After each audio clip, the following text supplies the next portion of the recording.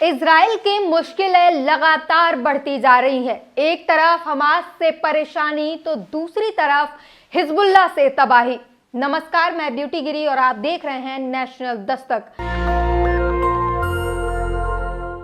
लगातार अब 3 महीने होने को है, कुछ ही दिन बाकी है हमास और इजराइल के युद्ध होते होते। लेकिन इस युद्ध में जिस तरीके से इजराइल लगातार ग्राउंड पर हारता जा रहा है, उसकी सैनिकों की मौत होती जा रही है। हिजबुल्लाह जिस तरीके से जीते जी उसके सैनिकों को दफन कर रहा है, वो आंकड़े चौंका देने वाले हैं और घबराने वाले हैं। लेकिन इजराइल इस आंकड़े को छुपा रहा है, लगातार इन आंकड़ों में हेरफेर कर रहा है।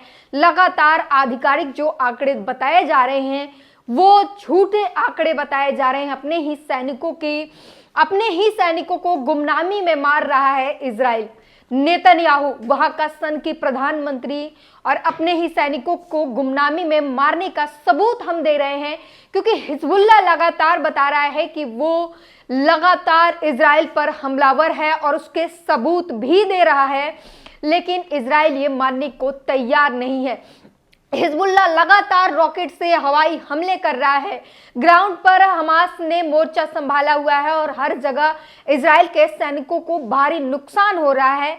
आईडीएफ के भारी सैनिकों को भारी संख्या में जो है नुकसान हो रहा है। लेकिन इजराइल इन चीजों से साफ नकारते हुए नजर आ रहा है। जो इजराइल विदेशों में अपने हथियारों के दम पर डंके बजवाता था, उस इजराइल की हालिया अब खस्ता हो चुका है। ट्रिपल एच ने पूरी तरीके से तबाही मचा दी है और ट्रिपल एच से जो इजराइल की कमर टूटी है, नेतन्याहू के पास इसका कोई तोड़ नहीं है। ट्रिपल एच मतलब हमास, हूती और हिजबुल्लाह, और इन्होंने आसमान, जमीन और पानी हर जगह से इजराइल के रास्ते घेर लिए हैं। इजराइल को चारों तरफ से घेर लिया है और इजराइल के पास इसका कोई तोड़ नहीं है। और नेतन्याहू इस बात को लेकर परेशान है और परेशानी अपनी सैनिकों पर निकाल रहे हैं। उनके आंकड़े छिपा कर निकाल रहे हैं। इसके हम सबूत देंगे आपको कि ये आंकड़े कहां से पता चल रहे हैं। असली आंकड़े फिलिस्तीन क्रॉनिकल नामक एक अखबार ने इंटरव्यू छापा है। इंटरव्यू किसका? इजराइल के मिलिट्री सिमेट्री, यानी इजराइल के सैनिकों को जहां दफनाया जाता है, इजराइल सैन्य कब्रिस्तान के जो डायरेक्टर है डेविड वार्नर वरूचा इनका नाम है, और ये डायरेक्टर बताते हैं कि हर घंटे एक इजरायली सैनिक को दफन किया जाता है। हर घंटे एक शव आता है दफन करने के लिए। इससे आप अंदाजा लगा सकते हैं कि एक दिन में 24 घंटे होते हैं, मतलब हर घंटे एक अगर लाशें आ रही हैं तो 30 दिन में कितना आ रहा होगा। और उसके 30 दिन को अगर आगे बढ़ाएं, 2 महीने से ज्यादा हो चुका है, अब 3 महीने होने को है। मतलब हजारों की संख्या में इजराइल के सैनिकों को हानि हुई है, इजराइल के सैनिक मारे गए हैं। लेकिन ये आंकड़े छुपाए जा रहे हैं। सिर्फ इतना ही नहीं, मिडिल ईस्ट न्यूज मॉनिटर नाम के एक अखबार ने, एक न्यूज वेबसाइट ने भी ये आंकड़े बताए थे। उसने भी एक इजरायली सैन्य जो है कब्रिस्तान में जाकर उसके डायरेक्टर से बात की और उसने भी बताया था, उनका भी यही कहना है कि 48 घंटे में कम से कम 50 लाशें आती है। ये अब जो है, जब से ग्राउंड पर जो है लड़ाई शुरू हुई है हमास के साथ, जब ग्राउंड पर उतरा है इजराइल, उसके बाद से 48 घंटे में 50 तो कभी 50 से ज्यादा लाशें आती हैं। और इजरायली सैनिकों की हम बात कर रहे हैं।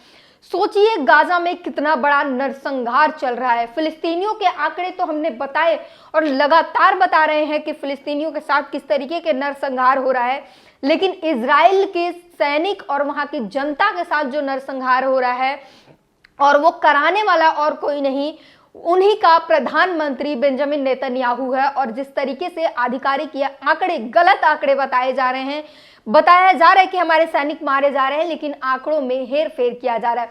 और ऐसा क्यों है वो भी बताते हैं। गाजा में जो भी संचार माध्यम है उस पर इजराइल का 75% से ज्यादा कब्जा है। तो इसलिए इजराइल जो चाहता है, कोई भी इंफॉर्मेशन गाजा से वही इंफॉर्मेशन, वही सूचना बाहर निकलेगी जिस पर इजराइल मोहर लगाता है। जो इंफॉर्मेशन इजराइल बाहर भेजना चाहता है, सिर्फ वही इंफॉर्मेशन, सिर्फ वही खबर बाहर निकल पाती है, वरना कोई भी खबर बाहर नहीं निकल पाती है।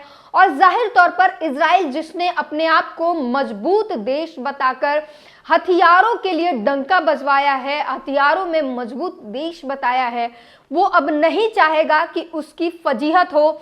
लेकिन ये आंकड़े कहीं ना कहीं बाहर आने लग गए हैं और इजराइल की जो है वो असलियत जो है वो बाहर आने लगे हैं। जो सैनिकों की जो रियल आंकड़े हैं, जो असल आंकड़े हैं इजराइल के सैनिकों के, वो बाहर आने लगे हैं किसी न किसी तरीके से, सोशल मीडिया के माध्यम से।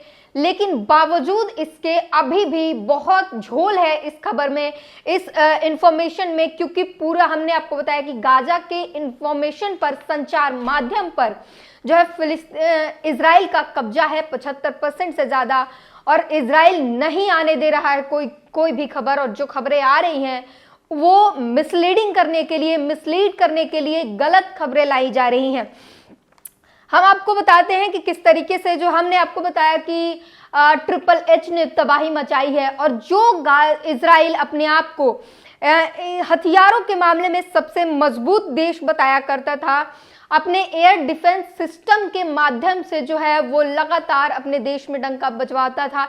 एयर डिफेंस ऐसा जो 2000 किलोमीटर तक के अगर रेंज में कोई इजराइल में मिसाइल आ रहे हो, लॉन्च हो रहे हो, तो उससे पहचान कर वो एक्टिव हो जाए, इतने बड़े बड़े जो है हथियार इजराइल के पास हुआ करता था। लेकिन अब इजराइल की हालिया खस्ता हो चुका है, उसके आयरन डोम मार गिराए गए हैं, और हिजबुल्ला इसको इस सारी मजबूत हथियारों के बारे में पहले से पता था, इसलिए उन्हें पहले अच्छी तैयारी की, और तैयारी के बाद उन्होंने लगातार अटैक किए और आयरन डोम को खतरे में पहुंचा दिया, और उसके जो बड़े बड़े टैंक है उसे लगातार नस्तनाबूद कर रहा है। और जमीन पर जो है सैनिकों की जिस तरीके से बड़ी संख्या में इजराइल के सैनिकों को हानि पहुंच रही है, वो एक बहुत बड़ी जो है नरसंहार दिखाता है।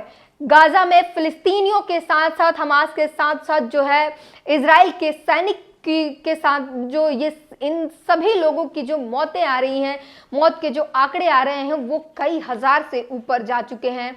आंकड़े सुनकर जो है 29,000 और 30,000 की संख्या में जो है लोगों की मौत हो चुकी है अब तक के इस युद्ध में, और ये युद्ध अभी तक रुकने का नाम नहीं ले रहा।